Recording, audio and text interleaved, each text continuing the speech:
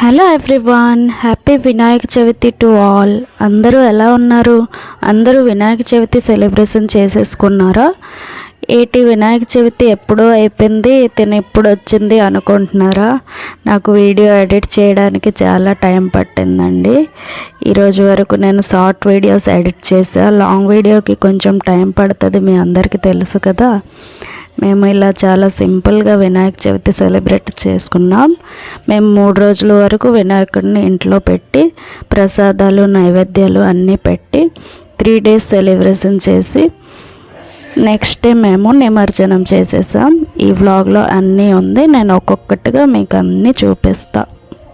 ఇది మా first day of Vinayaka Chavithi అండి. ఆ రోజు నేను మార్నింగ్ లేచి కొంచెం అన్ని పనులు త్వరగా తేల్చుకొని వినాయకుడి దగ్గర అన్ని ప్రిపరేషన్ చేసుకున్నా. ఇంకా ప్రసాదాలకు కూడా ప్రిపరేషన్ చేసుకున్నా.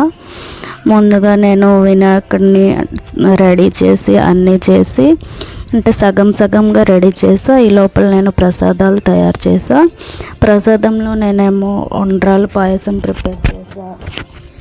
ఉండ్రాల పాయసంతో పాటు పులిహోర, ఇంకా మోదక్ ఇవన్నీ ప్రిపేర్ చేసా. ఇంకా శనగల తాలింపు, ఇవన్నిటి ఫుల్ వీడియో రెసిపీ నా ఛానల్లో పెడతా త్వరగా.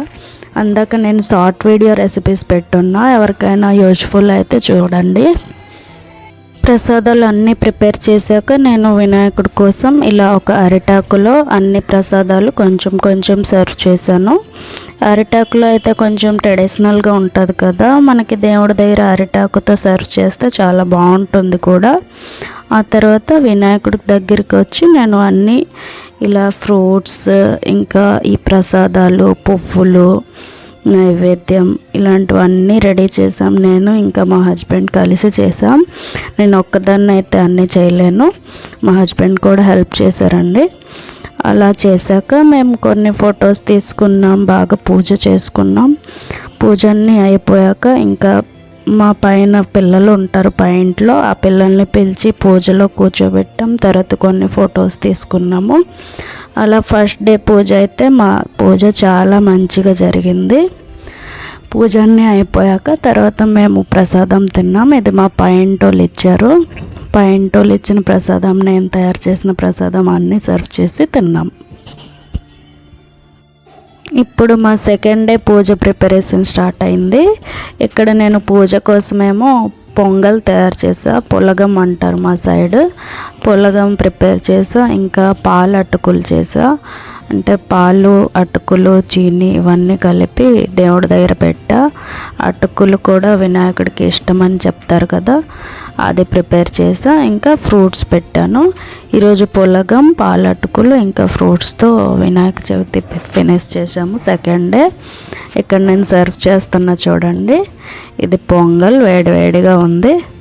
ఇక్కడేమో నేను పాలు అటుకులు సర్వ్ చేస్తున్నా. యాక్చువల్లీ నేను చుడాకోసా చేద్దాం అనుకున్నా. చుడాకోసా ఒడిస్సాలో చేస్తారు, వినాయకుడికి ఇష్టమని. కానీ నాకు టైం లేక ఇలా చేసా. తర్వాత నేను ఇలా ఫ్రూట్స్ సర్వ్ చేసా. ఇలా రోజుకి 3 రకాలు నైవేద్యాలు ప్రిపేర్ చేసి అలా సర్వ్ చేయడం నాకు అంటే ఉన్నమాట, ముందు నుంచి ఇలా చేస్తా అని. సో అలా చేసాము. అవన్నీ పెట్టి పూజ స్టార్ట్ చేసాము.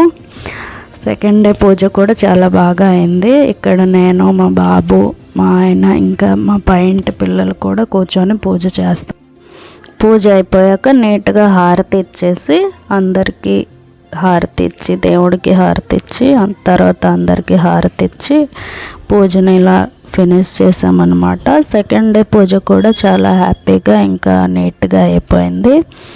పూజ అంతా అయిపోయాక ఇంకా మా హస్బెండ్ ఆఫీస్కి వెళ్ళిపోయారు.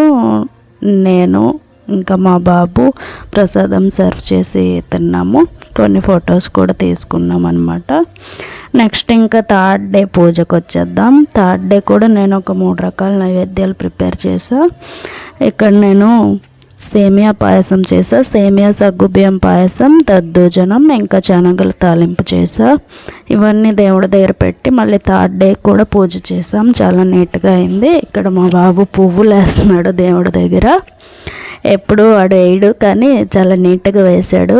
చాలా హ్యాపీగా అనిపించింది. తర్వాత ఇలా థర్డ్ డే పూజ కూడా చాలా బాగా జరిగింది. మళ్ళీ మా పైంటి పిల్లలు వచ్చారు, వాళ్ళకి నేను రోజు పిలిచేదాన్ని. వాళ్ళు వచ్చి నీట్గా కూర్చొని ఎంజాయ్ చేసేవారు పూజని. ఇలా థర్డ్ డే పూజ కూడా చాలా నీట్గా జరుపుకున్నాము. మేము 3 days చేసాము. ఇక్కడ నేను ఈవినింగ్ మోదక్ కూడా ప్రిపేర్ చేసాను. నెక్స్ట్ డే ఏమో మంగళవారం అని ఇంట్లో వాళ్ళు నిమజ్జనం చేయకూడదు అన్నారు. సో మేము బుధవారం చేసాము. మాకు ఇక్కడ చెరువు అలాంటివి ఏం లేవు. సో ఇంట్లోనే ఇలా టబ్లో నీళ్ళు వేసి పిల్లల్ని పిలిచి మా బాబు ఇంకా నేను చిట్టి వినాయకుడిని పట్టుకొని ఇలా నీటిలో వదిలేసాం. చాలా బాధగా అనిపించింది ఆ టైంలో. ఇలా 3 రోజులు 5 రోజులు 12 రోజులు పూజ చేసేస్తే చాలా బాధగా అనిపించింది కొంచెం. కాకపోతే తప్పదు కదా, ఇంకా నిమజ్జనం చేయాల్సిందే. సో అలా మేమందరం కలిసి ఇంట్లోనే అలా నిమజ్జనం చేస్తాము. ఇంకా మా వినాయక చవితి ఇలా నీట్గా జరిగిపోయిందనమాట. మీ అందరూ ఎలా వినాయక చవితి సెలబ్రేషన్ చేసుకున్నారో కామెంట్ చేయండి. ఈ వీడియో నచ్చితే ప్లీజ్ లైక్ చేసి షేర్ చేసి సబ్స్క్రైబ్ చేసుకోండి. నా ఛానల్ కొత్తగా చూసిన వాళ్ళు ప్లీజ్ సబ్స్క్రైబ్ చేసుకోండి.